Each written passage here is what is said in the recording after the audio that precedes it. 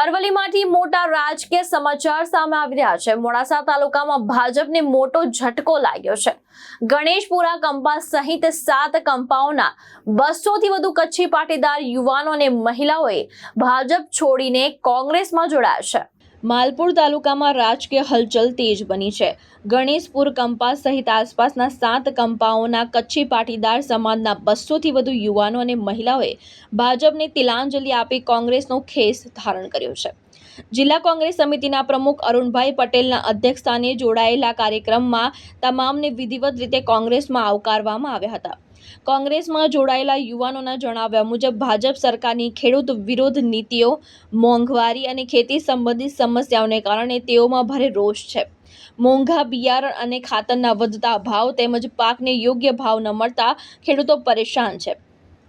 વધુમાં જમીન રીસર્વેની કામગીરીમાં થયેલી ગેરરીતિઓને કારણે ખેડૂતો કચેરીઓના ધક્કા ખાઈ રહ્યા હોવાના આક્ષેપ પણ કરવામાં આવ્યા છે। માત્ર જાહેરાતોમાં વિકાસ દેખાય છે, પરંતુ જમીન પર હકીકત અલગ હોવાનું યુવાનોનું કહેવું છે। આ પ્રસંગે અંબાલાલ પટેલ અને રાહુલભાઈ પટેલ સહિત કોંગ્રેસના આગેવાન હાજર રહ્યા અને જિલ્લા કોંગ્રેસ પ્રમુખે આ વિશે શું જણાવ્યું તે સાંભળીએ। અરવલ્લી જિલ્લાના મોડાસા તાલુકાના ગણેશપુરા કંપા ગામેથી એક ઐતિહાસિક શરૂઆત થઈ છે।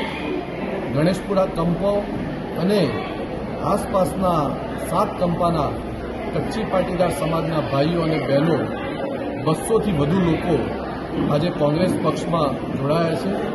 જેઓ હંમેશા ભારતીય જનતા પાર્ટીની વિચારધારા સંકળાયેલા હતા, પરંતુ ભાજપના ભ્રષ્ટ શાસન અને વિકાસની માત્ર વાતો થાય છે।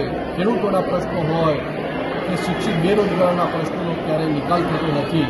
ત્યારે આજે ખૂબ મોટી સંખ્યામાં જ્યારે કોંગ્રેસ પક્ષમાં જોડાયા છે, ત્યારે જિલ્લા કોંગ્રેસ સમિતિના પ્રમુખ તરીકે એમને હું આવકારું છું।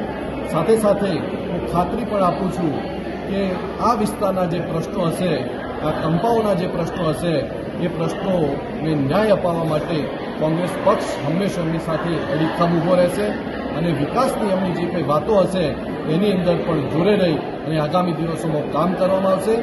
જે કંપા સહિતના જે તમામ આગેવાનો અને ખૂબ મોટી સંખ્યામાં જ્યારે બહેનો પણ જોડાયા છે કોંગ્રેસ પક્ષમાં, ત્યારે હું દિલથી ફરીથી એમને આવકારું છું અને અભિનંદન પણ પાઠવું છું।